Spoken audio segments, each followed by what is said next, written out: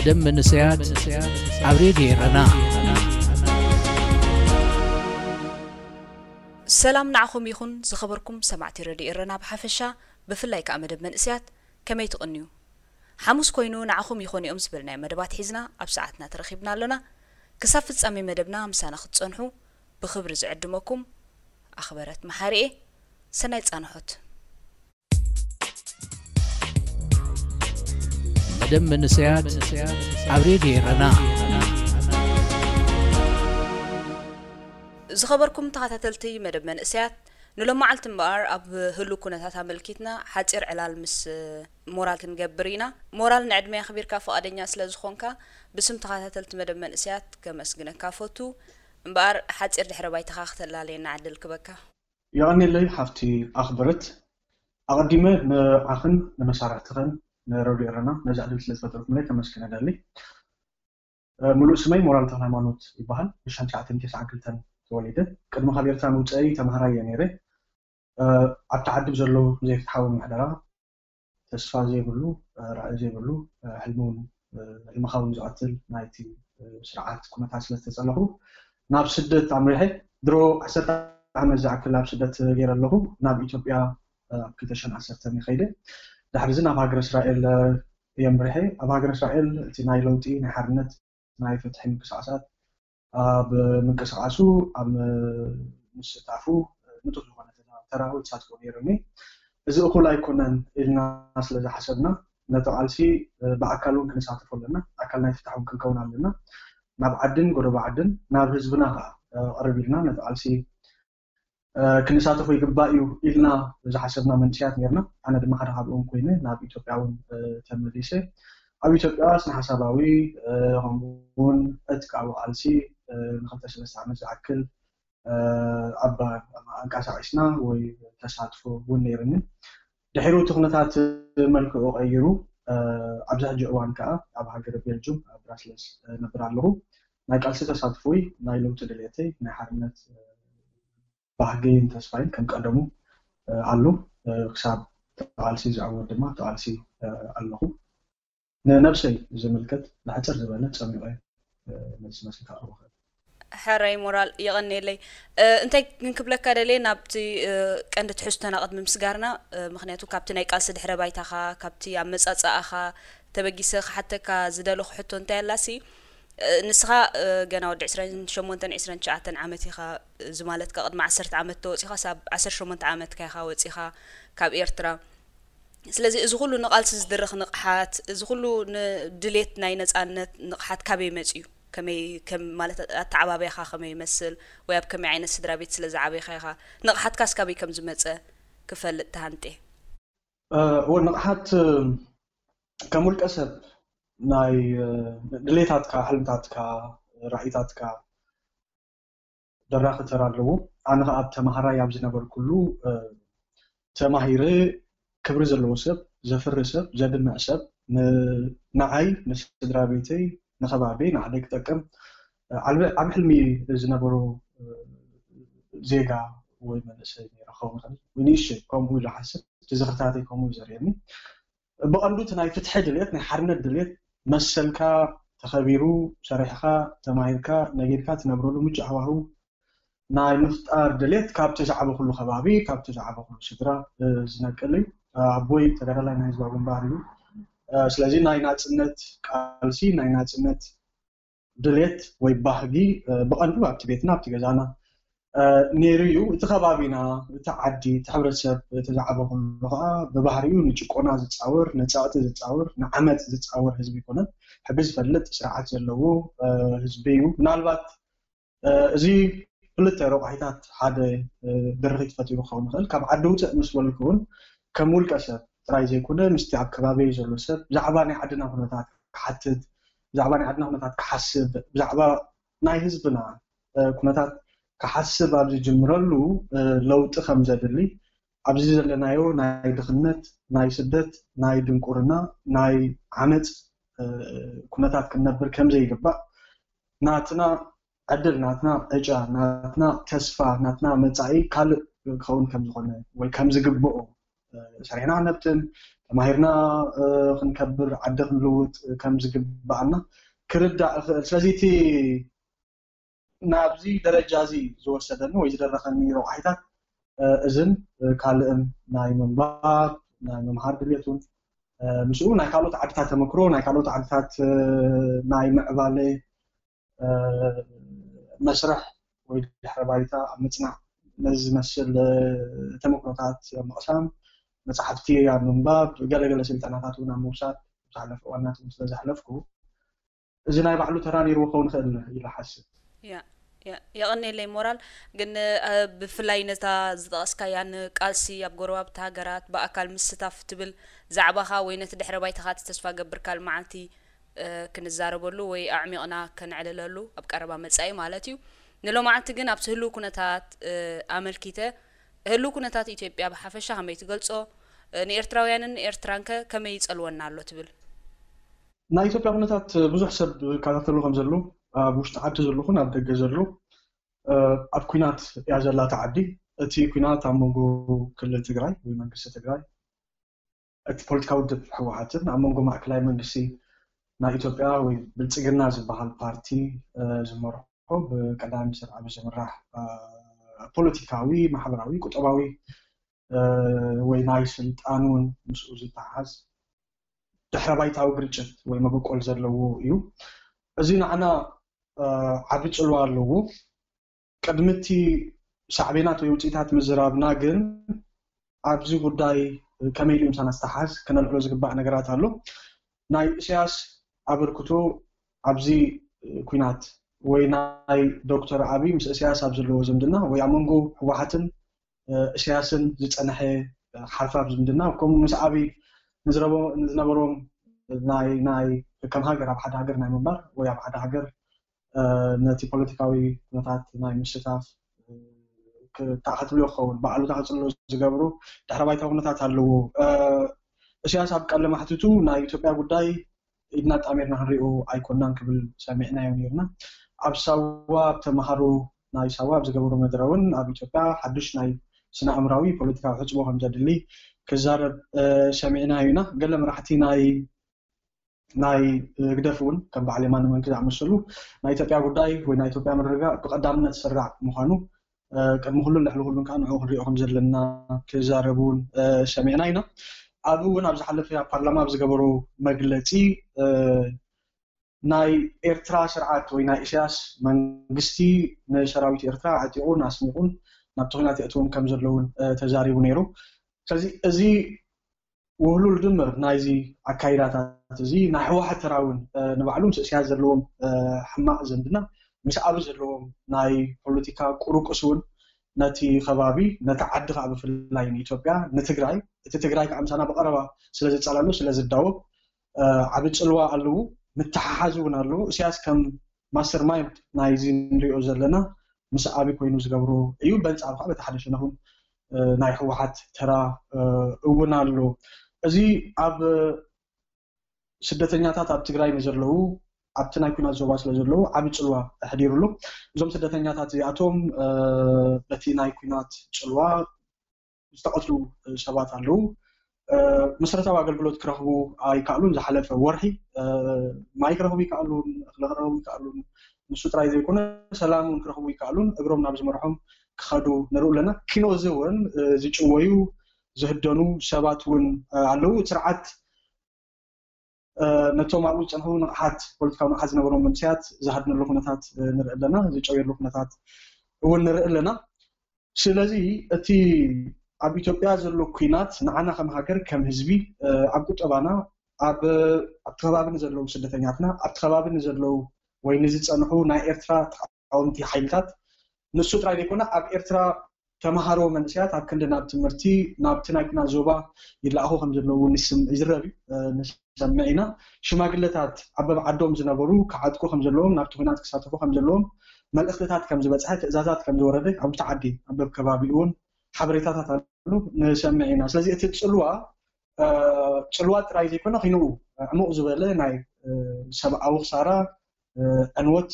የውርድ ከም ዘሎ ክግምገም ዝከኣል መስለኒ يغني لي مورال نازم ملكتنا مالت بقطة زتأساسر كونتات كم زلوت أب إثيوبيا بفلايك أب تجراي زلو كونتات مسانا مس إيرتراويانس بقطة زتأساسر كم زلو يخاني غير كان اللي كعت زجلس كايو مالتيو نازم ملكتن إيرتراويان تقلس تحيلتات مالت أب زوان زي أب كلتا تجمعين الله بمنت بسعبين نايتو مالتيو أما دقاف مقامنا أب تجراي زلو خينات كابز ربحانا كسرانا كم حزبي بفلاي بعين حدنتنا انتي تصلوخ فترة لنا خال نغينات مدقافة يكالنا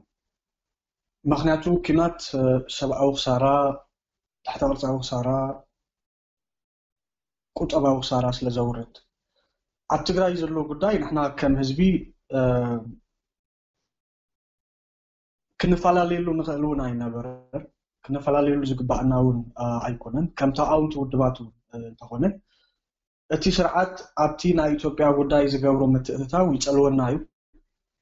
እቲ ጽልዋ ከዓ ዝራዕናዩ ናብ ልዕሊ ስደተኛታት ኣብ ልዕሊ ህዝብና ኣብ ልዕሊ ሰብኣዊ ኣቕምታት ናይ ዜጋታትና ዘውርሎ ሃስያ ንርኢ ኣለና ንዓይ ከም ዝመስለኒ እቲ ዝሓይሽ እውን ንሕና ኣብ ኢትዮጵያ ንዝኸይድ ኩናት ብሰላም ክዓርፍ ሰናይ ዝኾነ ኣበርክቶ ሰናይ ዝኾነ حالوت كنرئي يزحيش قالنا نايت خنات دقفتي قالنا نايت خنات تعاونتهم كون كونو ايكونن حدا كنقبرون زنبرنا نزقبعنا ناي اسياس متتتاو عبز خنات دو كبلي اسياس عبل علتهم عب تقراي زلو من اسياتنا زقبرو تعطي وي زقبرو حدن دو كبلي ناي بحقت زبحال دحر عبل على تقراي سراوي تأتي اللون عبل على حزب تقراي بدل تتسمع اللون كتصنع زلوي كتصار زلوي تزبحال زلو حق انت دا خوينو تحبريتاو موصي يترف كم ذا عينت تግባራቱን ቀውጠ ከም ዘሎ ጻዕት እንገብር ነርና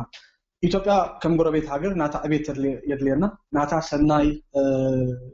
ምትሕባር አቤት የድለና ናታ ልማዓታዊ ብራኸ የድለና ናታ ሰላሙን የድለና ምክንያቱ ኣብ ጎረቤትና ሰላም እንተሎ ንዓና ብጽቦ ይጸልወና ኣብ ጎረቤትና ኩናት እንተሎ ኣብ ጎረቤትና ሁከት እንተሎ ኣብ ጎረቤትና ናይ ዓመጽ ኩነታት እንተሎ ንዓና በአሉታ ይጸልወና ስለዚህ ከም ሀገር ከም ህዝቢ ኣብ ጎረቤትና ዝኸይድ ምዕባለ ጽቡቕ ዝኾነ አበርክቶ ኣብነታዊ ምትሕብባር ኣብነታዊ ምትሕግጋዝ በዚ ሸነኽ ዝጥራይ ተራና ንጻውት እንተ ንኽእል ጽቡቕ ግን እቲ ስርዓት ኣብ ስልጣን ክሳብ ዘሎ ናብ ከምዚኦም ዝኣመሰሉ ምምቓላት ናብ ከምዚኦም ዝኣመሰሉ ናይ ረብሓ ግርጭታት ስለዘእትወና ነቲ ግርጭታት ዝኸዓ ንዓናው ናብ ዓድናው ስለዝዕድሞ ናብ ህዝብናው ስለዝዕድሞ በአሉታ ይጸልወናዩ ተቃውምቲ ሓይልታት ኣብ ክልተ መቕሎም ዝኽእል ጉዳይ ኣይኮነን ናይ ባሓቂ ረብሓና ክነነጽር ጽቡቕ እዩ ክብረትና ክነነጽር ጽቡቕ እዩ ናይ ጎረቤትና ሰላም ናይ ጎረቤትና ዕቤት ናይ ጎረቤትና ወይ ምስ ጎረቤትና ዘለውና ዝምድና ምትሕባርንካ ብኸመይ ክሰርሕ ዘለዎ ኣነጺርና ምፍላጥ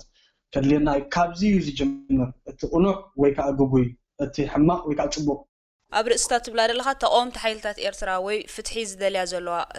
ናይ ኤርትራ ትካላት ማለት እዩ ኣብ ደገ ዘለዋ ኣብዚ ደረጃ እዚ ኣብ ምቅዋምን ኣብ ምድጋፍን ኣብ ጎረቤት ዘሎ ጉዳይ ዓቕሚ ኣለዎን ድዩ ማለት እሲ ክንድኡ ክኸዳ ክንድኡ ጉዳይ ኢትዮጵያ እቲ ዛዕባ ኤርትራ ሲ እኹል ኣይኮነን ድዩ ማለት ኣብዚ ግዜ ዝንተርኢናዮ ብዙሕ ሰብ ተገማሚዑ ኣሎ ብዙሕ ሰብ ስነ ኣምራዊ ቀውሲ ሒዝዎ ኣሎ ብፍላይ ማሕበራዊ ሚድያ ብዝግበር ምንቅስቓሳት ማለት እዩ ስለዚ ንኹይናት ምኹናን ከም ዘለዎ ኮይኑ ዝኾነ ሰብ ዝኾነ ፍጡር ኩናት ክደልየሉ ዝኽእል ኣብነት ኣሎ ኢለይ ግምትን ግን ተቃውምቲ ሓይልታት ኤርትራ ወይ ከዓ ኣብ ደንበ ፍትሒ ዘለዋ መሳርዕ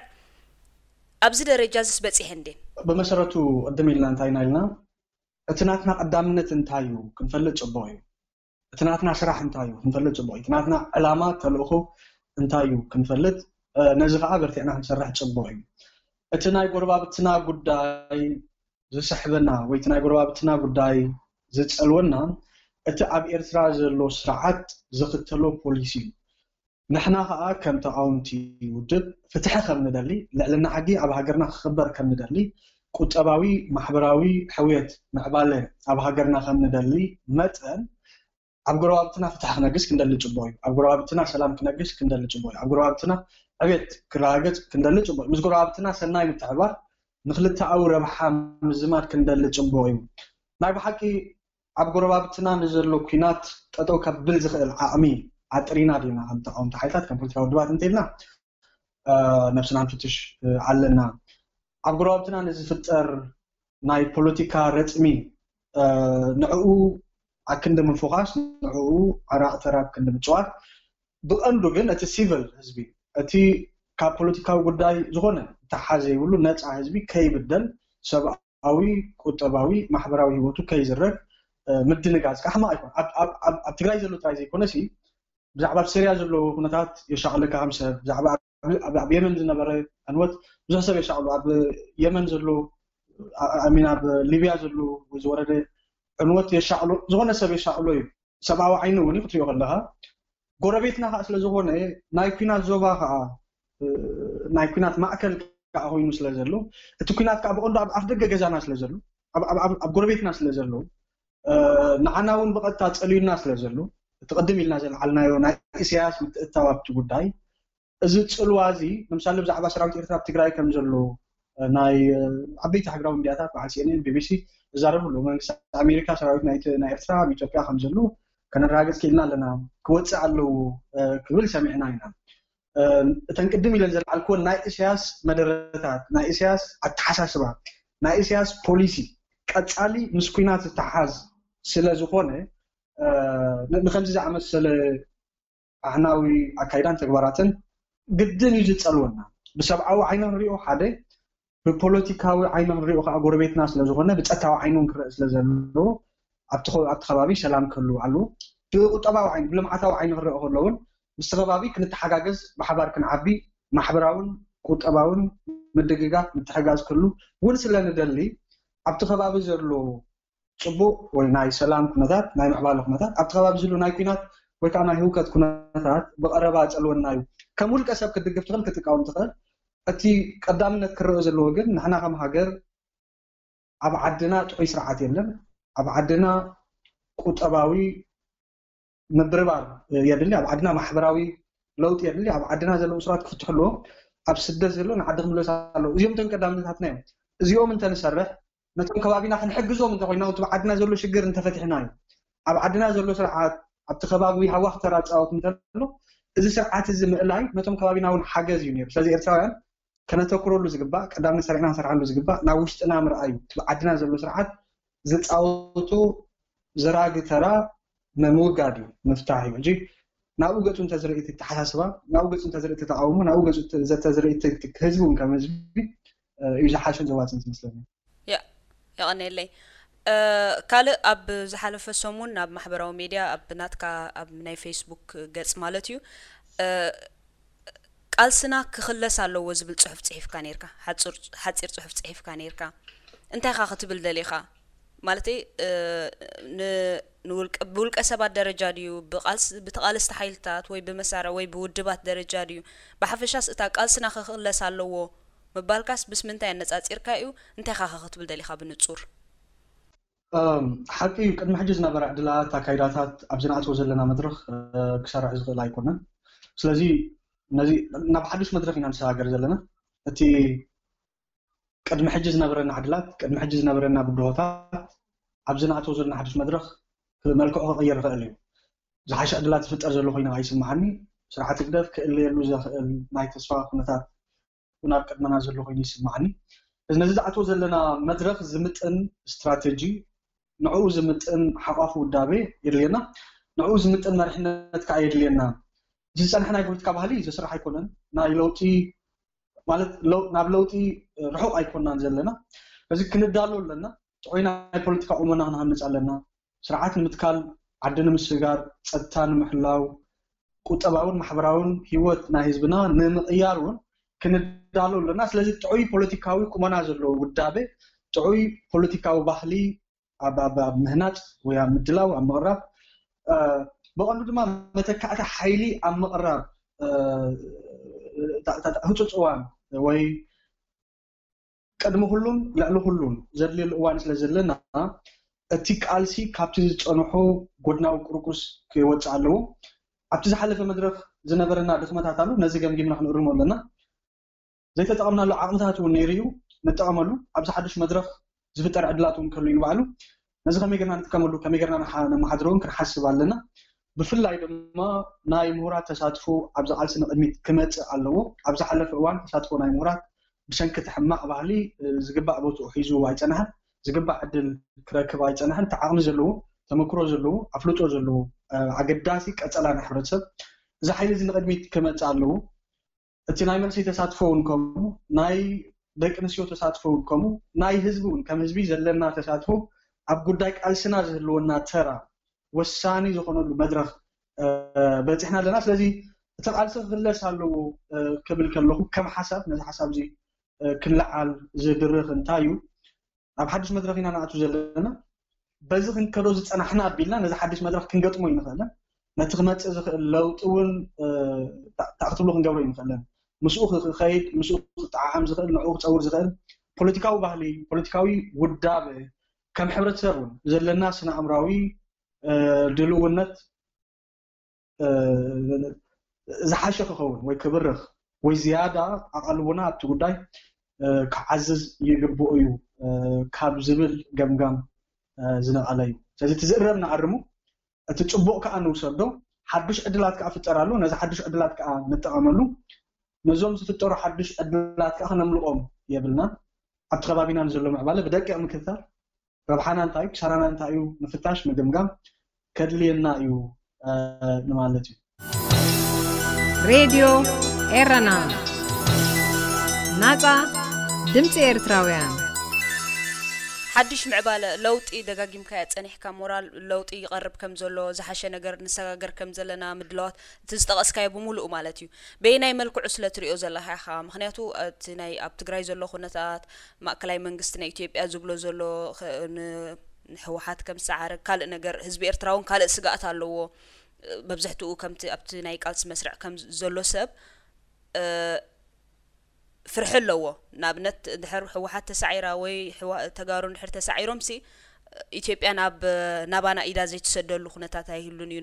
ናብ ፌደሬሽን ገጹ ገለ ስጋታት ኣለዎ እዩ ንስኻ ግን ካብ ዝወፃኢ ብንጹር ለውጢ ብፍላይ ንኤርትራውነትን ለውጢ ከም ዘለዎ ነቲ ህዝቢ ኤርትራ ዝሓሸ ነገር መፀሉ ከም ዘሎ ክትጠቅስ ፀኒሕካ ማለት እዩ በይናይ ኣንግል ወይ በይናይ ኩርናዕ ስለ ትሪኦ ዘለካ ኢኻ ነዚ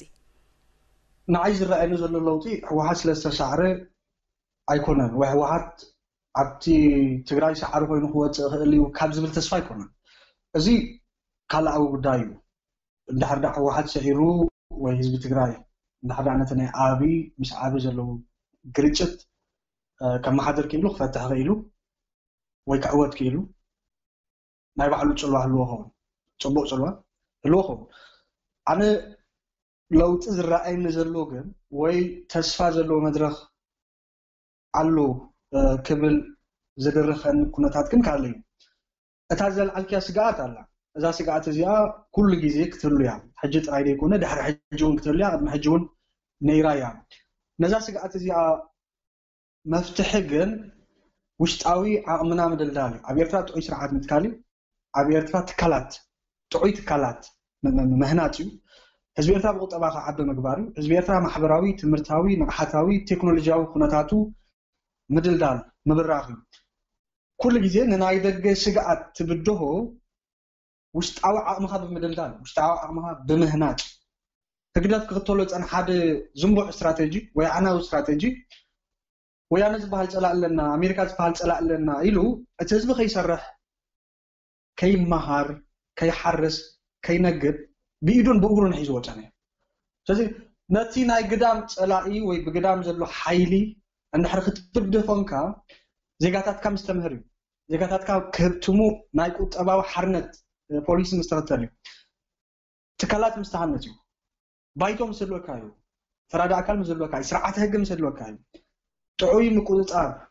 ወይ ናይ ህዝባዊ ቅቡልነትን ውክልናን ዘለዎ መንግስቲ ምዝህልወካ እዩ ሕጂ እዚ ስጋኣት ዘሎ ነዚ ስጋኣት እዚ ንብድሃሉ መንገዲ ከዓ እዚ እዩ ነዚ ከም ኣብነት ነልዕሎ ናይ እስራኤል ጉዳይ ኣሎ ናይ በዓል ደቡብ ኮርያ ጉዳይ ኣሎ ከም ተመክሮ ንወስዶ ንኽእል ኢና እስራኤላውያን ነቲ ብዓረብ ተኸቢብና ኣለና ቀፃሊ ናይ ዓረብ ወራር ክፍፀመና ክእል እዩ ኢሎም ምስ ሓሰቡ እቲ ቀዳማይ ዝገበርዎ ነገር ከምዚ እስያት ዝገበርዎ ንመንእስያት ናብ ጉዱድ ዕስክርና እቲኻ ከይመሃሩን ከይሰርሑን ዕድሞኦም ምብኻን ዕድሎም ምስራቅ ወይ ከም ዝስደዱ ምግባር ህዝቢ ምብስባስ ምእሳር ዓድምሕና ብቁጠባ ብታሕቲ ቅርፂ ብፖለቲካዊ ውልቀ መልከ ምትካል ዘይኮነሲ ጥዑይ ናይ ቴክኖሎጂ ትካላት እዮም ሃኒፆም እስራኤላውያን ዳሕሪና ጥዑይ ናይ ትምህርቲ ፖሊሲ እዮም ተኸቲሎም ጥዑይ ናይ ቁጠባ ኩነታት እዮም ተኸቲሎም ሕጂ እንታይ ከዝፍትን ዘለኹ እዚ ስግኣት ዘሎ ነዚ ስግኣት ንብድሃሉ ግን ውሽጣዊ ዓቕምና ትካላት ምስ ንሃነፅ እዩ ንዓይ ዝረኣየኒ ግን ህዝቢ ኤርትራ ለውጢ ይደሊ ኣሎ ኣብ ኤርትራ ብሱል ናይ ለውጢ መድረክ ኣሎ እቲ ስርዓት ኣሪጉ እዩ እቲ ስርዓት ንናይ ህዝቢ ኤርትራ ተቃውሞ ንናይ ህዝቢ ኤርትራ ኣብያ ክብድህ ዘኽእል ትካላዊ ዓቕሚ የብሉን ካብዚ ዝብገስ ነዚ ስርዓት እዚ ክንቅይሮ ንኽእል ኢና ነዚ ስርዓት እዚ ክንቅይሮ ንኽእል ጥራይ ዘይኮነ ናብኡ ገፅና ኢና ንኣቲና ዘለና ከም ህዝቢ ብውሽጢ ዘለኹን ብደገ ዘሎ ማሕበራዊ ንቕሓትና በሪኽ ኣሎ ፖለቲካዊ ጠለባትና ብጥር ዝበፅሕ ኣሎ ናይ ለውጢ ድሌትና ዝኾነ እዋን በሪኽ ኣሎ ስለዚ ሕጂ ተበግሶ ኢና ክንወስድ ተሪፍና ዘሎ ዕማል ንስ እዩ ሕጂ ነቲ ስርዓት ከመይ ንዓልዎ ተበግሶ ኢና ክንወስድ ነቲ ስርዓት ከመይ ንዓልዎ ናብ ውዳቤ ዘለና ውዳቤ ናብ ምዕባይ ኢና ንኣቱ ነቲ ስርዓት ወይ ትካላት ናይ ስርዓት ከመይ ተኣሽሙ ንገብሮ ንብድሆ ናብኡ ኢና ንኣቱ ዘለና እዚ ከዓ መጀመርያ ናይ ለውጢ እዩ ስለዚ ካብዚ እዩ ዝብገስ እቲ ናተይ ተስፋ ማለት እዩ ያ ተረዲእካ ኣለኹ ግን ኣብ ባይታ እንተመፂና ንኣብነት ሕጂ እቲ ውሽጣዊ ዓቕምኻ ምድልዳል ኣብ ውሽጢ ኤርትራ ማለት እዩ ነቲ ስግኣታት ኩሉ ግዜ ክብድህ ዝኽእል ዓቕሚ ምጥራይ ዝበልካዮ ፅቡቕ ድሌት ናይ ኩላትና ኮይኑ ግን ኣብ ባይታ ንሪኦ ዘለና ንኣብነት ኣብ ውሽጢ ኤርትራ እንድሕር ሓቲትካ ሕጂ ብዛዕባ እዚ ጉዳይ ምናልባት ብዛዕባ ዲሞክራሲ ወይ ብዛዕባ ናጽነት ወይ ብዛዕባ ዓቕሚ ምድልዳል መጋየፂ ክኸውን ይኽእል እዩ ምክንያቱ በቲ ብፍላይ ኣብዚ ዓመት እዚ ማለት እዩ ብምክንያት ውሸባ ወይ በቲ ናይ ኮቪድ-19 ኣመኽኒኻ ህዝቢ ተኸርዲኑ እዩ ዘሎ ክበሃል ይከኣል ናይ ብሓቂ ሞራል ኣለዎ ድዩ ንከምዚ ዓይነት ነገራት ንከምዚ ድልውነት ኣለዎ ድዩ ሕጂ ብፍላይ ኣብዚ ዓመት እዚ ተዳሂኹ ዘሎ ነገራት ማለት እዩ ካብን ናብን እኳ ምንቅስቃስ ኣብ ዘይክእለሉ ሓንቲ ባኒ ሕቶ ዝኾነትሉ ኩሉ ነገራት እታ ዝነበረት ማለት እታ ዝነበረት ትኽስ ትብል ኤርትራ ኳስ ደቂሳ ወይ ከኣስ ፀልሚታ እያ ኣብዚ ዓመት እዚ ማለት እዩ ህዝቢ ሞራል ናይቲ ህዝቢ ኣብ ግምት ብምእታው ካልኣይ ከዓ በቲ ብናይ ደገ ሓይሊ እንድሕር ኢልና ምክንያቱ ኣብ ዲያስፖራ ዘሎ ህዝቢ ወይ መንእሰይ ኢልና እንድሕር ሓሲብና ነቲ ቃልሲ ከኣኒ እዚ ንሪኦ ዘለና ኢና ምክንያቱ እቲ ንሪኦ ዘለና ኣብ ባይታ እቲ ምግምማዕ ኣብ ሓደ ዘይምህላው ዕላማኻ ዘይምንፃር ከም ተቐድም ኣቢልካ ጠቒስካ ፀናሕካ ቀዳምነታትካ እንታይ እዩ ብንጹር ዘይምቕማጥሲ ስለዚ እዚኦም ክልተ ነገራት ኣንጻር ናይቲ ክትብሎ ፀናሕካ እዮም ኣንጻር ናይቲ ውሽጣዊ ዓቕሚ ምድልዳል እዮም ምክንያቱ ብውሽጢ ዘሎ ሞራል እንድሕር ተተንኪፉ ብደገ ዘሎ እንድሕር ሓድነቱ ኣፍሪሱ ወይ ዕላምኡ እንድሕር ዘየነፂሩሲ ብኸመይ መንገዲ ኣብቲ ምድልዳል ዓቕምና ወይ ካብቲ ስግኣታት ካብቲ ዓባይ ሃገር ኣብ ጥቓና ዘላ ካብኣ ካብ ስግኣታትና ከመይ ጌርና ነፃ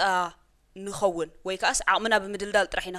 ነዚ ነገር እዚ ከነሕወዮ ንኽእል ከምቲ ዝጠቐስካዮ ከም እስራኤል ከም ኮርያ ከም ኩለን ማለት እዩ ስለዚ ናይ ብሓቅስ ኣለና ድዩ ንከምኡ ዓቕምና ኣለና ድዩ ህዝቢ ኤርትራ ከም ህዝብስ ኣብ ዘለዎ ደረጃ ኣብ ውሽጢ ዘለኹን ኣብ ደገ ኣለዎ ድዩ ውሽጣዊ ዓቕሚ ክዕቢ ዝኽእል ዓቕሚ ሕጂ ከም ናተይ እምነት እወ ኣብ ኤርትራ ብዙሕ ፀገማት ኣሎ ኣብ ኤርትራ ድኽነት ኣሎ ኣብ ኤርትራ በደል ኣሎ ወሰን ዘይብሉ በደል ኣሎ ኣብ ኤርትራ ዓብይ ናይ ተስፋ ናይቲ ህዝቢ ሕልሚ ናይቲ ህዝቢ ሓቦ ወይ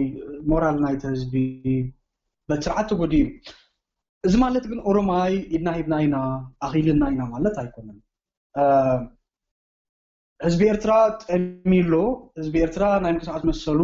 ተደሪትሎ ህዝቢ ኤርትራ ሓበሬታ ናይ ምርካብ መሰሉ ተነፊኩዎ ኣሎ ንብል ኣለና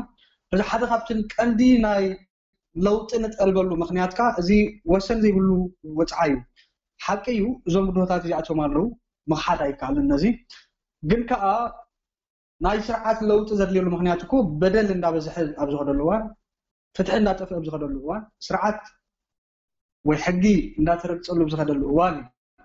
ናይ ለውጢ ሕቶ ናይ ተቃውሞ ሕቶ ዝያዳ እንዳገንፈለ ዝኸይድ ስለዚ ህዝቢ ኤርትራ ተንበርኪኹ ክኸይድ እዩ ነቲ ስርዓት ክፃውሮ እዩ ካብዚ ንላዕሊ ዝብል ተስፋ ዝብል ኣናበባ የብለይን ነቲ ኩነታት ይርድኦ እየ ነቲ ኩነታት የንብቦ እየ ነቲ ሕፅረታት ነቲ ውድሆታት እውን ይርድኦ እየ ግን ከዓ እዚ ሓደ ቀንዲ ናይ ለውጢ መበገሲ እዩ በዓል እቲ ስርዓት ክእለ ከም ዘለዎ كابز عبي مخنيات يلا دحر دا أتميكا دحر دا كيتوفر كيتسرح كيتمهر كيتنقد كيتولد كيتزمد نازي تحت له زقبر بوليس اللي هو سرعات كإلا اللي هو سرعات كإلا أنت خوينا عقمه اللي وكاله حكي ودابخ اللي وكاله حكي من أشياء تعدخ اللي حكي مستبدأ زلوا سر ملاقو بخرج كبارله حكي وقل كومو عايز جبر زلوا عاوز تعدي زلوا نقحات نايلو تدلت زلنا الناببا نايب حق إن لو تي زت أم كنا تعطيه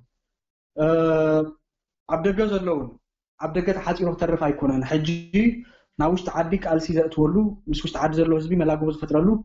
مش تراي يكون كابدج ناوش تعدي عتيو عاوز تعدو نايت عومو عدلات نا فترة نايت عومو تبقى صوتات زنقاسا عسلو كنتات كفتر كم زغل يوزر اني اذا حد نايت عومو مثل لايغن ببحري ابياسفورا زغبر قالسي ناتنا ترا يكون ناي سودان كرن نخل ناي اثيوبيا كرن نخل ناي كالوت عدتاتو ناي كالوت افريكا هاغرات كون كرن نخلينا بزحات اب كبابينا زغبر ناي تعومو قالسات نيرون الوني تماساسالي بحري زلو تي مثل لاي تي بزح تاعتلو مغبار ودابيتات مختار بزح محبرات مختار بحريو ግን ካብዞም ኩሎም ተበጉሶ ወሲዱ ስርዓት كأير زغل نهزبي كود بزغل حيلي لن ما نفكر حيث تدل زلا من تتوقسو سدا كما جرنا توقسو وسط بوليتيكا حيل نفتر إذا بوليتيكا حيل تعين بوليتيكا وقطعوا سرعات يفتكر كما جري خنا بحكي نهزبي خاصة بزغل نسرعتهم كبده زغل زبل مسار تحته كنمل سالنا جن هزبي ترى مسرعات درتي مسوارو مسراويتو مسنايدق حيلو تسعر هزبي مش ترى يكونن أتي عاوز تعدي زلوا ناي هزبي كونتات عند حرب دخام الله لنا ناي سرعات حيل أيرنا نزي ناي تهزم متحببار كاب جيزي ناب جيزي دا قدر لن تغيرو ناي سرعات دخام يجرينا بنتعرف السرعات كعلى الأمانة هزبنا يكون أبزع وان زي عم قندم تخوينا ناي بحكي السرعات للأمانة هزبي إرترا يكون السرعات نهزبي إرترا زي تشوفونا له تكالاتو كلاتهم تبعتاتيشهم ثمانينهم يوم أتي أب ناي سرعات ناي تأتا ناي وتهدرنا ناي بوليس زنابر عمسر اتمنسي نسرحات ناقدفون نرجع ناخده ويابتوش تعدون ناخول لي زغيزه تزي زنتاوي زرينا سرعات نادخه مخي كم زلو يزرينا ግን አቡት አጠው ከይበለ እትነ ስርዓት ዝገድፎ ዘሎ ከመገርነ ስርዓት የውድቆክ ሐሰብ አመግባር አተኩሮ ይደልኝ ስለዚህ ቶም ድኻማት ቶም ድሆታት ቶም ሕጥረታት አለው ዮ ካብኦም ዝበልጹ ካብኦም ዝሕሹ ዕድላትን ተኽሎታትን አለው ዮ እነዚኦም ምርአይካ እዩ ዘድልዋል ካልእ ምስታዝ በልካያ እቶም ዝወጹ እቶም مساعات أساسية خلي تحطه حتى كأ أبز جزء محبراوي ميديا مالت محبراوي مرة خبيتات بفولي كفيسبوك بفلاين إحنا ببزحي فيسبوك سلا نتكم ببزحي إرتراو فيسبوك سلا زلوا مالتي سنا أمراو كيد هزبنا خمي الله ميديا إذا محدرا زلوا عالم كبهالك على أبز جزء ناتناخا كم هزبي كم منسيات كم يالو أبتي سن أمراو كيدنا أبتي محبرو ميديا نزلنا ناي قالوا أنا دين أمونات ميديا تات نزتات كقال حزق لا من سياتنا كمي تقوموا نزي محبرو ميديا نايبعلو مالس نايبعلو سرعات نايبعلو حكتات له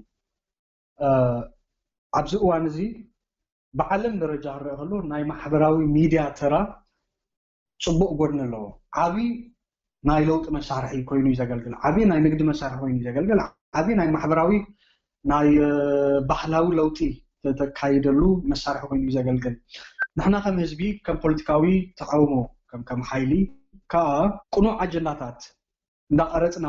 በዝግባ ክንጥቀመሉ ንኸሊና በጎረባብትናውን ሪኢናይና በማህበራዊ ሚዲያ ተሐጊዞም ስርዓት ቀይሮም ጭቡጥ ተመክሮ ጭቡጥ ታሪክ አቢድና ናቅም አይነና አላለው ናይ መንሰያትና ጉዳይ ግን አልቀዳሲዩ መንሰይ ናይ ለውጥ ኃይል እዩ ስለዚህ መንሰይ ከፍር ኸሊው ከመህዝ ኸሊው ክጸሉ ይኸሊ ንመንሰይ እቲ ናይ ለውጥ ኃይልታት ይደልዩ ንመንሰይ ቶም ጸላእቲ ቶም ዓመጽ ንብሎም ኃይልታቱ ይደልዩ እዮም እቶም ናይ ለውጥ ኃይልታት መንሰይ ለውጥ ከም ዘምጽእ ስለዝፈልጡ ስርዓት ከም ዝغير ስለዝፈልጡ ዓዲ ከም ዝሃንጽ ስለዝፈልጡ ከም ዘልምዕ እውን ስለዝርድኡ ነዚ ኃይል እዚ ኣብ ልምዓት ኣብ ለውጢ ኣብ ህንጸት ከውዕሎ ድሌት ኣሎ እዚኣቶም ቶም ናይ ፍትሒ ኃይልታት ንብሎም እቲ ዓማጽ ስርዓት ከዓ መንሰይ እንድሕር ነቂሑ ንጭቆና ከም ዘይጻወር ይፈልጥ እዩ ዲሞክራሲያዊ ሕቶታት فتحاول حتوتات كم زل ألف التي نعقبتاتو بسلاماوي كيمون كساب بقونة كجل زخالي سرعات كغير زخالي فسرعات كده كأنا زي أردايو ثمان سرعات كم خفرس كم زخال سرعات كتكل كم زخال يفلتي نزي نايلوتي عند حقوق نقولون الأشياء نقحته نخيس فح كي مهار كي هتم كونه ناي بوليتيكا مردة تغيلو أبكت علي ناي بروباغندا زمته أبكت علي عدانا قرتي أجندات لا شرعه نتمنى جوخ حزو كيف تنتني حيو بقدامكم قال ناي بوليتيكا حيلتات نقولابتي أبدو قداي تروم كتساوتو تني همنا ناي بحكي ناي بحكي أتي حدا وان زمرت يوحنس سدت بزيحو منأسي عد قديف واتسألو بزبل على حدا سمينار مسألة عليه بزين الشاقل بأكلو انت رح أشقر يقولون أتغن حسبولو زلنا قن كابتا ناي سرعتنا تحساسوا كرح يقولون إلونيرو تاسنا أمراوكينات هبزيعة مسرات نتي قبل علت منأسي استفلنوه سنا أمراوكينات يمانو مانك بخال أب حدا مدرك نبعلو كما شاء رأيته يبونيرو أتمنى سين أقول أبا شجر كم زلوا ناي قدام سقطات لزلوا نتناي تعدي كنا تات كتأورو خمسة كلام قلنا بحق نسو أيقونة نتي تونها أجي أتمنى إسي لم تكن تبع إرترا لبيشو لم تحس بإرترا دخيو لم تحس أبسدت ننبرال تاب عدنا المهارن لم تاب عدنا يسرحن لم تاب عدنا عيننا قدم لم تحس بنا أيرهون لم تاب عدنا سلام يلا ديمقراطية يلا فتحية يلا زبل مسرت حتوتات كل سلازغونه اسرعات نزيف الطيو ابقص علي ناي بروباغندا كوينات كاتو چنحي اتمن اسي جن اتوانا علامه انتايو حجي اتمن اسي نقحتو خبر خالو اتمن اسي كمازازن خدالو اتمن اسي قداي ناي سنا امراو كوينات كوني اتمن اسي فتوتو صلايون كلالي الو حاوسي هذا وان ابزي على الكينيا كابزي ابغلغلو كناتات صلاان فتاون زحوشلو نفتوتها صلاتها تحاول لواناتون يرأي ስለዚህ حتاتو ولودو سنمغوت زردا ولودو كنفتر علنا اب ጉዳይ ቅዱስ ወለዶ ከሆናሎ ፖለቲካ ኤርትራ ማህበራዊ ሁኔታት ኤርትራ ቁጠባዊ ሁኔታትና ኤርትራ ካ ንጡፍ ዝኾነ ተሳትፎ ክህሉ አሎ እትመንሰይ ነቶም ቅድም ኢልና ዘለዓልና ናይ ፍትሕ ሓይልታት ናይ ለውጢ ሓይልታት ይግባእ ክርዳእ ዘለዎ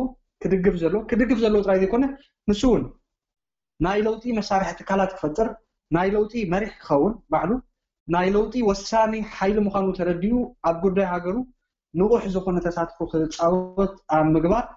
ክመሃር ኣለዎ ክሓትት ኣለዎ ክነቅሕ ኣለዎ ንሕና ኣነ እውን ከም ኣካል ናይቲ መንሰይ ኣብዚ ቀፃሊ ናተይ ወፍሪ ናተይ ኢንቨስትመንት ሕጂ ነፍሲ ኣምንካ ንካልኦት መንሰያት እውን ኣብ ምፅላው እቲ መንሰይ ከዓ ከምኡ እዩ ንሓድሕዱ ክፀላሎ ንሓድሕዱ ክተሓጋገዝ ንሓድሕዱ كباراتا زلوا حنت بزي أتقصى زقباني إرترا بوليتيكينيها ترى يكون زلوا أتمنى شيء حدا وان كل تناوي مويا كل تناوي عقمي ونكتر له تيت بوليتيكا قداي ترى يكون ناي إرترا قداي كتباو قداي ناي كتبا خيلاتاتون يدلينا تمرتاو قداي ناي تمرت خيلاتاتون يدلينا تعناو قداي ناي تعنا خيلاتاتون يدلينا حرشاو قداي ناي حرشا خيلاتاتون يدلينا نقداو قداي ناي نقد قداي يدلينا ناي بحري مالت بنا إرترا قداي بس بوليتيكا وعين تراي رئيها ناي بوليتيكا عامها تراي مدلا بايكونا إذا حد رقعي كل تناو عقمي كل تناو مويا كل تناو فلتات كل تناو تمكرو عم مدلا بونا تمنسي كتبالو لازم أحدو خصفة حلو تلاقيتون فتوتون كعفليو عم ردا كحيل علو بقندو كان حتات ولا دخون علو سلمتاي كابي معاس أبي نمتع علامة زبل لا كان زتقسكايو عينت من سين مفراي نزخ جبر زخل نابنت ميدياتات على ديو وي مرخب بزحان على ديو أمونات على ديوم أب يوتيوب خون أب فيسبوك مالتي كابزيوم بزح نجارات نديزلو أب سوشيال ميديا كابزوم بزحات نجارات مالت فلالاي وجناوي زخونة نعبت من سيات جزيوم ترح زباخن كابتي ببزح تاريخ علومي اتي كابتو نجار وصاي زارب سب زلوا وسعبتن حدا قم نجار زارب وي قم نجار أو ملأخت زحلف سب زلوا وسعبتن ببيني سازي من اسيات سينتناي محبراوي ميديا كمي يوم زتقوملو زلو مالت بفلاي كا حج ابز حج غزي مالتي ابز زلو هلو كونتات دارغا اخيلنا يو اورومايو دار كمزو خيناينا ما ازونو نابز طفقو وقتي زلنا مسل مخنياتو تقالص كمان صنحت لميدنا يصنحنا ابز 4-5 عامت زحلف كخيد صنح مسمر تلويطو حدا عبي مدرخ يحج ماتي حدا عبي لوطي يماتيو كابت لميدنا يصنحنا كايدا مالتي سلازي من اسياتنا ابزي نتي ام محبراو ميديا زغبر زلو غوسغوسات مستي عبي لوط ماتي زلو كمي يالو كونتاتو موي كمي يالو سنا امراوي كونتات ناي من اسياتنا طويات وامنات ناي حبريتا مسارح تكالات الله انا دين زبل حدا تقول لك يمكن هو الله انا نزياتن كنا اتمنى لنا ማለት حساب كنمغبن حبريتا كنمغبن قطبا كنعجزن مويا عقمو زلوك حجزنا له تنزلوا تلفزيونات كم إيرنا زعمسلا سنة زعمسلا إيرشات زعمسلا له نزيات المقولات كدلينا يو انت دقا ربحاتنا كوحشة دلينا تشاتفو نقبر تساوتك عن فتر تناتن أنفت كأنا نترو كمي ربحانا حلوة كمي ناتنا قداي كمهولو لعلو كلو نشرعا أما قبار كمزوي حلافنتنا نواجه مخلينا نزي مدرك نزي بلاتفورم زي تطعيمنا ግን ጥዑይ ዝኾነ ናይ አጀንዳታት እንዳቀረጽካ ህዝቢ ኤርትራ እቲ መንእሰይ ከዓ ብፍላይ ኣብ ጉዳይ ሃገሩ ቁኑዕ ተሳትፎ ኣፍራይ ዝኾነ ተሳትፎ ሃናጽ ዝኾነ ተሳትፎ ኣብ ምግባር ክስራሕ ከኣል እዩ እቲ ናይ ሚድያ ጉዳይ ንዓና ሓድሽ እውን እንዲ ከም ህዝቢ ናይ ባዕሉ ልምዲ እውን የድልዮ እዩ ናይ ባዕሉ ተመክሮ እውን የድልዮ እዩ ንጻረ ናይ ዕላማ እውን የድልዮ ማሕበራዊ ሚድያ ተጠቃሚ ናይ ማሕበራዊ ሚድያ እንዳሕራአትኩም ኮንካሲ ስለምንታይ ኣመንታይ ካተውዕሎ ወሳነ ነገር እዩ ምክንያቱ ናይ ባዕሉ ናይ ንግዲ ትካላት ናይ ካልኦት ቁጠባዊ እቶት ዝጥቀምሉ ኣካላት ኣለዉ ሕጂ ንሕና ናብቲ ማሕበራዊ ሚድያ ታሒዝና ኢና ንመጽእ ካብኡ እንታይ ኢና ንወስድ እቲ መንእሰይ ክሓትት ወይ ክፈልጥ ወይ ክመራመር ይግብኦ እዩ ዝበዝሕ ግን ዝርድኡ ከም ዝኾነ እዩ ናተይ እምነት ናይ ሚድያታት ትካላት ግን በቀሉ ተንዘለዋ ዓዲ ዛዕቶ ቴሌቪዥናት ሆና ተና ዲያስፖራ ዘገልግል አገልግለና ዩቲዩብ ቻነላት ቀዳምነት ሰሪዐን ክሰርሓሉ ዝግባእ ሓደ ጉዳይ ኣሎ ቀደምና ልዕልና ነርና እቲ ምሁር አካል ናይ ኤርትራ ተመክርኡ ሓሳቡ ፍልጠቱ ናብ ህዝቢ ከሳትፍ ከካፍል ንህዝቢ ከናዋቅሕ አንፈቱን ከነጽር ክመርሕ ቁጠባውን ፖለቲካውን ረብሓታትና ነውሕሰሉ ስትራቴጂውን أنتصيرو خقمت نعناون كم يزبخ ساتفنا عدل كفتر علىه التلميذات نتوم كيلت زلوم نتوم مويا زلوم كأنه يسرحلو يجبا إذا أنت جينا نتينا محبراو ميدا شجرات نتينا ما شجرات نتي محبراو ميدا نوصلو حبريتا أب كرس متحاز تعي أجندة مقرات نتهزبي أبزريات تعي أجندة أمستها نايتن هراوي موياوي تمكراوي عامنا فيتون زلو أكل أكمل زحش عدل زحش مدرخ بمفتاح بيلكا ما أظن خحزر اليوم تازح حاجة مفتاحي بزي بالكاونت مسلم إرنا هنا إذاعة إرنا الدولية قبل كده لي السوق مزلو خوينون أبنات حجي بزحت أب يوتيوب أب فيسبوك ألو سوات سنا أمراوي ناي سنا أمراو بسلاتات ناي سنا أمرو مهورات زخون عينت زقبرو مالتي توم استبقسون مالتي جن انت رئيخيو بمنصرة تعذابي أم وي بمنصرة تخاتاتالي أزيو حديو كابون العلس بقى أب حد بزوح تمرت زي بلو ناي وجنا ونت ناي تسلقي ناي زخون عينت قم نجار وي حزل زي بلو سبات كتر خلاها أبا أنصارو بأشاحت بأسرتات أشاحت سعبتي تري لهم مالتي هذي أبينا درجة سلزلو يتناي من سياتنا نخمز عينت زا مسلو بفلاي كواس أبزا هلو كنا تاتا توكيرنا سلزلنا ونلو معلتي دتي ناي محبراو ميديا ناي بعلو سمعيتاوي كنا تاتا فتري سمعيتاوي مدرك فتري دتي سمعيتات كانت أخاتلو زقبر اسكرس እቶም ቀንዲ ኣብቲ ማሕበራዊ ሚድያ ፖለቲካዊ አጀንዳታቶም ዝሸጡ ሓይልታትካ ፖለቲካዊ ተሓሳስቦም ዝሸጡ ሓይልታትካ ዳር ዝግባእ ዘይተረዲእካዮ እንድሕር ናትካ ረብሓ ነፂርካ ዘይፈሊጥካ ናትካ ጥቕሚ ኣነፂርካ ዘይፈሊጥካ ናትካ ጥቕሚ ትሕልወሉ ስልቲ እውን ስትራቴጂ እውን ኣገባብ እውን ኣነፂርካ ዘይሒዝካ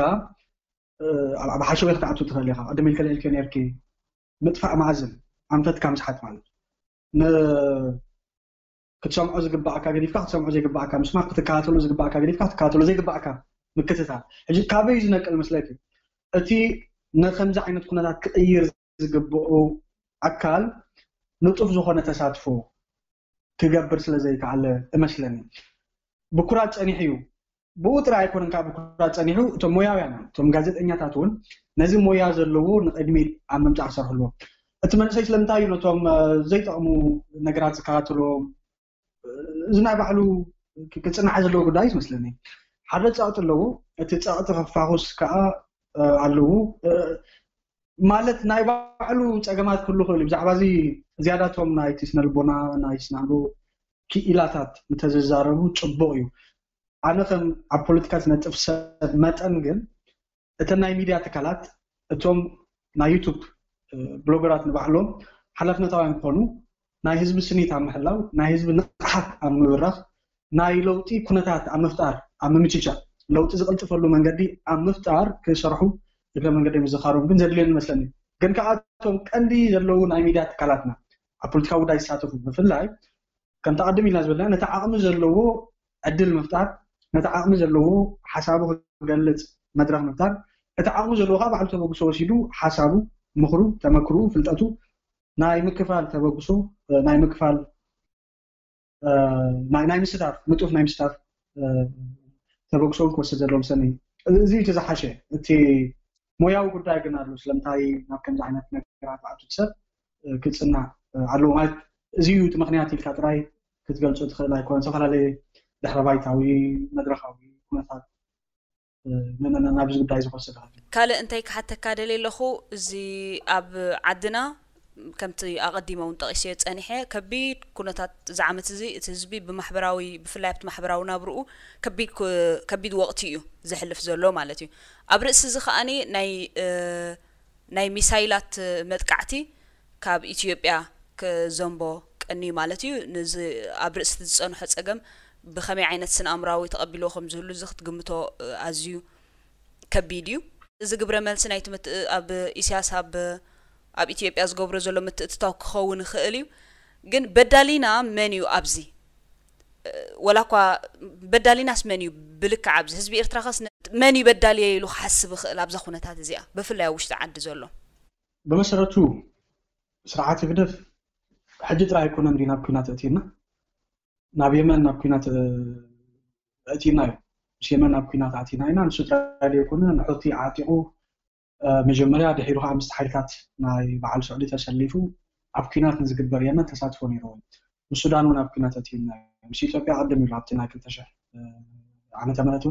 ናብ ኩናት እቲና እዩ ምስ ጅቡቲ እውን ናብ ኩናት እቲና እዩ እዚ ስርዓት እዚ ኣብ ስልጣን ክሳብ ዘሎ ሰላም ክህሉ ከም ዘይኮነ ቁጠባዊ ዕብየት ክህሉ ከም ዘይኮነ ማሕበራዊ ምርግጋእ ክህሉ ከም ዘይኮነ ኣብ ስደት ዘሎ ንዓዲ ክምለስ ከም ዘይኮነ ክርዳእ ክኢልና ኣለና ንሱ ጥራይ ኣይኮነን ኣብ ኤርትራ ሚሳይላት ተደርቢዩ ዝብል ሓበሬታ መፅኡ እቲ ስርዓት ብዛዕባ ዝኾነ ሓበሬታ ንህዝቢ ኣይሃበን እንታይ ዓይነት ኣውሪዱ ካበይ ተበጊሱ ስለምንታይ ግልጽ ዝኾነ ሓበሬታ ንህዝቢ ኣይሃበን እዚ ስርዓት ክሕተት ኣለዎ በዚ ጉዳይ ሕጂ ከምዚኦም ዝበሃሉ ውድብ ከምዚኦም ዝበሃሉ ዓዲ ደርቢዮምልና እሞ ንኸይድ ናብ ኩናት ክብለና ደልየኩ ግን ተሓታትነት ከም ዘይብሉ ጉልጽነት ከም ዘይብሉ ናይ ህዝቢ ጉዳይ ከም ዘይግድሾ ናይ ሃገር ረብሓ ከም ዘይግድሾ ናይ ህዝቢ ክብረትን ናይ ሃገር ክብረትን ከም ዘይግድሾ ኣርኢና ኣሎ ዝኹነታት በዚ ጉዳይ ክሕተት ዘለዎ ስርዓት ኢሳያስ እዩ ከም ዝኾነ ሰብ ንዓይ ሕጉሰን እዩ ንዓኸ ዘሕጉሰት ይመስለና ንኻልኦት ሰባት እውን ዘሕጉሶም ኣይኮነን ምክንያቱ ህዝቢ ኤርትራ ለውጢ እዩ ዝደሊ ፍትሒ እዩ ዝደሊ ስርዓት ሕጊ እዩ ዝደሊ ኣብ ስደት ዘለዉ ደቁ ንዓድኹም ለሲ እዩ ዝደሊ ህዝቢ ኤርትራ ናብ ኩናት ክኣቱ ንኻልኦት ከጥቅዕ ካልኦት እውን ከጥቅዕዎ ድሌት የብሉ ስለዚ ስርዓት ግደፍ ብዛዕባ እዚ ጉዳይ እዚ ግልፂ ዝኾነ ሓበሬታ ንህዝቢ ይሃብን እዚ ከዓ ኣብ ልዕሊ ህዝቢ ዘለዎ ዘይተገዳሽነት ስለ ዘርኢ እዚ ስርዓት እዚ ከይወዓለ ከይሓደረ ካብ ስልጣን ክእለ ኣለዎ እዚ ስርዓት እዚ በዚ ሁሉ ዝፈጸሙ ገበናት ተሓታቲ ክኸውን ኣለዎ እዚ ስርዓት እዚ ናይ ተሓታትነት ናይ ሕጋውነት ናይ ግሉጽነት መሰረታዊ ምስ ህዝቢ ከራኸቦ ዝኽእል ኣሰራርሓ ስለ ዘይብሉ ብዛዕባ እዚ ጉዳይ እውን ተገድሹ መግለፂ ኣይምፅእ መንግስቲ ኣሜሪካ ብዛዕባ እዚ ጉዳይ መግለፂ ውፅእ እቲ ኣብ ኤርትራ ዘሎ ስርዓት ግን ብዛዕባ ጉዳይ ተዛረበ ስለዚ ካብዚ ዝዓቢ ውርደት ካብዚ ዝዓቢ ሕፍረት ካብዚ ዝዓቢ ሕማቕ ስርዓት ከዓ ክፍጠር ዝኽእል ኣይኮነን ስርዓት ዝንምዕላዩ እቲ ሓሳብ ተደውግሶ ክውሰድ ዘለዎ እቶም ካልኦት ኣብ ጉራብትና ዘለዉ ኣብ ኩናት ዘለዉ ሓይልታት እውን ምስ ህዝቢ ኤርትራ ዝህልዎም ዝምድና ብጥዑይ መንገዱ ንምሕናፅ ምስ ህዝቢ ኤርትራ ምትሕብባር ከውዕልዎ ዘለዎም ዓቕሚ እግረ መንገዲ ክመክር ዝግባእ ስለዚ ቀዳማይ በዳሊና ኢሳያስ ብዚ ጉዳይ ቀዳማይ በዳሊ ናይቲ ህዝቢ ማለት እዩ ወላ እኳ እቲ ምውዳቕ ሚሳይላት ግቡእ ግብረ መልሲ እዩ ኢኻ ትብል ዘለኻ ከምኡ ማለተይ ኣይኮነን ናብ ዓድና ዝኾነ ዓይነት ኣፅዋር ክትኮሳሉ ኢለ ይሓስብን ከምኡ ኢለ እውን ኣይኣምንን ዝኾነ ሓይሊ ከምኡ ክገብር ኣለዎ ከምዚ ስለ ዝተፈጥረ ከምዚ ዓይነት ምክንያት ስለ ዘለዎ ኢለ እውን ምኽኑይ ክገብሮ ኣይክእልን ኣይደለን ማለት ናይ ኤርትራ ሕብረት ናይ ህዝቢ ኤርትራ ሕብረት ረብሓን ቅድሚ ኩሉ ልዕሊ ኩሉን ሰሪዕ ስለ ዝቃለስ እቲ ስርዓት ግን ከም ስርዓት ሓደ ብኢትዮጵያ ዝገብሮ ዘሎ ምትእትታው ናብዚ ሽግር እዚ ከም ዘእትወና ምፍላጥ ፅቡቅ እዩ ካልኣይ እቲ ሚሳይላት እውን ናብ ኤርትራ ተተኪሱ ላዕሊ 10 ዝወፀን ብዛዕባ እዚ እንታይ ዓይነት ዕንወት ኣውሪዱ ሰባት ዲቐቲሉ ትካላት ዲዕንዩ ገዛውቲ ዲዕንዩ እኽሊ ናይ ሓረስቶት ዲቃፂሉ ዝኾነ ግልፂ ዝኾነ ሓበሬታ ኣይሃበን እዚ ንሕና ክንፀባፀብ ዘለና ምስ ስርዓት ኢና እቶም ብወገን ትግራይ ይኹን ብወገን ኢትዮጵያ ብሓፈሻ ናብ ኤርትራ ገጾም ብረት ዘቕምዑ ሓይልታት ከዓ ምስ ህዝቢ ኤርትራ ምትሕብባር ምስ ህዝቢ ኤርትራ ሰናይ ጉርብትና ሰናይ ዝምድና ከም ዘድሊ ክርድኡ ፅቡቅ እዩ እዚ ከዓ ክስራሓሉ ንሕና እውን ንደልዮ ንሳቶም እውን ክደልይዎ ግባእ ነዚ ቁኑዕ ሰናይ ናይ ጉርብትና ፖሊሲ ኣተሓሳስባ ማለት እዩ ቅድሚ ኩሉ ልዕሊ ኩሉን ክንሪኦ ዝግባአና ከም መፍትሒ እውን ክውሰድ ዝግብኦ እዚ ስርዓት እዚ ካብ ስልጣን ከመይ ይእለ እዩ ኣብዚ ኢና ነተኩር ዘለና ስለዚ ነቶም ነቲ ብሸነኽ ትግራይ ወይ ብሸነኽ ኢትዮጵያ ናብ ኤርትራ ምትኳሱ ከም ቁኑዕ ከም ምኽንዩ ንወስዶ ይኮነን እቲ ስርዓት ግን ንከምዚኦም ዓይነት ጉዳያት ስለ ዝዕድም ስለ ዝፅሕትር ክብረትና እውን ስለ ዘይሕሉ መሰልና እውን ስለ ዘይሕሉ ረብሓና እውን ስለ ዘይሕሉ እዚ ስርዓት እዚ ምእላይ ቅድሚ ኩሉን ልዕሊ ኩሉን ክንሰርሓሉ ክንሓስበሉን ኣለና በዛ ኣንግል እዚ እንተሪእናዮ መፍትሒ ዝርከብ እዩ ዝመስለኒ ኣብ ኤርትራ ዲሞክራሲያዊ ስርዓት እንተዘይህሉ ጥዑይ ስርዓት እንተዘይህሉ ጥዑይ ናይ ጉርብትና ፖሊሲ ዘለዎ ስርዓት እንተዘይህሉ ናብዚ ደረጃ እዚ ብተኣትዎ ዶ ዝብል ሕቶ ነፍሲ ወከፍ ሰብ ከልዕሎ ግባእ እዩ እዚ ከዓ ንካልኦት ንፁሓት ንምግባር ኣይኮነን ናይ ካልኦት ሓጢኣት ንምኽዋል ኣይኮነን ናይ ብሓቂ ኣብ ኤርትራ ዘሎ ስርዓትን ፖሊሲታቱን እንታይ እዩ ዝመስል ካብ ምምዛን ዝነቅር እዩ እዩ ኣብ መወዳእታ ክብለካ ዝደሊ እዚ ክሓተካ እውን ማለት እዩ ድሕሪ እዚ መድረኽ እዚ ዝፀልመተ መድረኽ መስል ከም ዝበልናዮ ከም ተቐዲሙ ክትቀስ ፀንሐ ሓያል መድረኽ ማለት ናይ ለውጢ መድረኽ ኣብ ንሕማቕ ይኹን ንፅቡቕ ማለት እዩ እንታይ ይረኣየካ ንዓኻ ከም ሰብ ወይ ከም ፖለቲካዊ ተቃላሳይ ማለት ተነበ እንዲ ክትብልኒ ዘለኸ ወይ ከዓ ጠንቁል ማለት ክግለፀልካ ኣለዎ ድሕሪ ዓመት ድሕሪ 2 ዓመት ከም ዝኽፍጠር ኢልካ ክትዛረብ ክግለፀልካ ኣለዎ ማለት ወይ ደቂስካ ከለኻ ክትሓልም ኣለካ ቁኑዕ ሕልሚ ወይ ከዓ ብኹፍካ ከለኻ ክግለፀልካ ኣለዎ እንታይ ተሓስብ እንታይ ይረኣየካ ግን ንዓይ ተስፋ ኣለኒ ህዝቢ ኤርትራ ነዚ ስርዓት እዚ ከኣልዮ ይኽእል እዩ ንሕና እውን ከም ተቃወምቲ ነዚ ስርዓት እዚ ንምእላይ ተበግሶታት ክንወስድ ንኽእል ኢና ኣብ ኤርትራ ብሱል ናይ ለውጢ ኩነታት ኣሎ ነዚ ዕድል እዚ ክንከስሮ የብልናን ኢለ ዝሓስብ ኣብዚኣ ግን ደንበ ተቃውሞ እንታይ ክገብር ዝግብኦ እያታ ክትምለስ ዘለዋ ቅድሚ እንታይ ይረኣየኒ ምግላፅ ማለት ሓደ ኣብቲ ከባቢ ብፍላይ ድማ ኣብ ትግራይ ዘለዉ ስደተኛታትና ይጉዱኡ ኣለዉ ቅድም ኢልና ዝገለጽናዮ ባሳበሱ ኣለዉ ይጭወዩ እውን ኣለዉ ድሕነት ናይዞም ዜጋታት እዚኣቶም ኣብዚ ዝቕፅል መድረኽ ይኹን ኣብዚ ሕጂ ዘሎ ከገድሰና ግባእ እዩ እዞም ዜጋታት እዚኣቶም ናይ ስደተኛ ኣቕቦኦም ክኽበረሉ መሰሎም ክኽበረሉ ውሕስነት ክረኽቡ ንሃገራዊ ትካላት መንግስታት ናይ ስደተኛ ትካላትን ጫቕታ ንፈጥር ኣለና ድምፅና እውን ክነስማዓሎም ይግባአና ሓደ ካብቲ ቀንዲ ፅልዋታት ኣብ ቅድመና ፀበይና ዘሎ እዚ እዩ ኢሳያስ እቲ ማዓስከራት ክብተን ይደልሎ እቲ ማዓስከራት ዘሎ ህዝቢ እቲ ናይ ለውጢ መሳርሒ ከም ዝኽእል መንእሰይ ክብተን ይደልሎ ነቲ መንእሰይ ደድሕሪኡ እንዳኸደ ይሃድነሉ እዚ ቁኑዕ ኣይኮነን እዚ ምኹናኑ ናይዞም ስደተኛ እዚኣቶም ውሕስነት ንምርጋፅ ክስራሕ ኣለዎ እታ ካልኣይቲ ልግንታዊ መደባት ናይ ሓድነት መስራሓት ከነባጋግስ ኣለና ንሕና ኣብ ደገ ዘለና እቲ ውሽጢ ዓዲ ለውጢ ክገብር ይኽእል እዩ እቲ ውሽጢ ዓዲ ዘሎ ክቃወም ይኽእል እዩ ዝብል ትፅቢት ክነወግድ ኣለና እቲ ውሽጢ ዓዲ ዘሎ ህዝቢ ነቲ ደገ ዘሎ እቶም ደገ ዘሎ ደቅና ክመፅኦም ንሳቶም መስራሓት ከኣሊልናዮም ኢሉ ካብ ትፅቢት ክወፅእ ኣለዎ እቲ ውሽጢ ዓዲ ዘለውን ስርዓት ንምእላይ ክብገስ ኣለዎ እቲ ደገ ዘለውን ስርዓት ንምእላይ ክብገስ ኣለዎ እዛ ዓቕምታት እውን ክትጥመር ኣለዎ መላግቦ ክፈጥር ኣለዎ ስለዚ ዓቕምና ክነዋህልል ኣለና ዓቕምና ከድምዕን ከስምዕን ዝኽእል ውዳቤ ናብ ምህናፅ ከነሰጋግሮ ኣለና ናይ ሃገርና ፖለቲካ ብናይ ሃይማኖት ብናይ ኣውራጃ ወይ ብናይ ብሄር ወይ ብናይ ውድበይ ውድብካ ማሕበረይ ማሕበርካ ዝብል ኣውት ኦፍ ዘ ቦክስ ክንሓስብ ኣለና ካብቲ ሳንዱቕ ውፅኢና ክንሓስብ ኣለና ናይ ሃገርና ረብሓ ናይ ሃገርና ህብረት ናይ ሃገርና መጻኢ ዕድል ናይ ህዝብና ራህዋ ናይ ህዝብና ምቹእ ዕድል ወይ ኩነታት ኣብ ቅድሚ ሰሪዕና ክንሰርሕ ኣለና ኣብ ሃገርና ብሱል ናይ ለውጢ ኩነት ተፈጢሩ ኣሎ ከዛ ኣብ ውሽጢ ዓዲ ውዳቤታት ከነስፋሕ ኣለና ናይ ለውጢ ምንቅስቃሳት ከነባግስ ኣለና ልዕሉ ዝኾነ እዋን ምቹእ ናይ ለውጢ ሃዋህው ዘሎ ወይ ተፈጢሩ ዘሎ ኮይኑ ይስማዓኒ እዚ ዕድል እዚ ክንከስቦ ኣይግባአናን ንህዝብና ክነተባብዑ ተስፋ ክንህቡ ክውደብ ኣብ ምግባር ስርዓት ክቕይር ስርዓት ክትተክል ከም ዝኽእል እቲ ተሓሳስባ እቲ ሞራል ናብ ምህናፅ ከነሰጋግሩ ኣለና እዘን ነገራት እዚኣተን ክንገብረን ንኽእል ኢና ኣብዚኣተን ኣተኪርና እንድሕር ሰሪሕና ከዓ እታ ተስፋ ናይ ለውጢ ኩነታት ወይ ስርዓት ናይ ምቕያርን ስርዓት ናይ ምትካልን ዕድል ኣብ ቅድመና ትፅበየና ኣላ እዚ ጥራይ ኣይኮነን ብድሆታት እውን ኣሎ እዩ እቲ ኣብ መንጎ ስያስን ኣብን ዘሎ ዝምድና ንፁር ኣይኮነን እንታዮም ክዓውቱ ዝደልዩ ግልፂ ይኮነን እዚ እውን ክሰዓር እንተደኣ ኮይኑ ውሽጣዊ ዓቕምና ውዳቤታትና ናይ ህዝቢ ተሳትፎ ኣብ ዝቓልሲ ከነበርኽ ይግባአና እዩ ድሕሪ ዓመት ድሕሪ ዓመት እንታይ ክፍጠር ይኽእል እዩ ተነበ እንዳሕር ኢልገን ነገር እቲ ክንገብሮ ዝግባአና ክንገብር ኣለና ምባል እዩ ዝቐልል ዝመስለኒ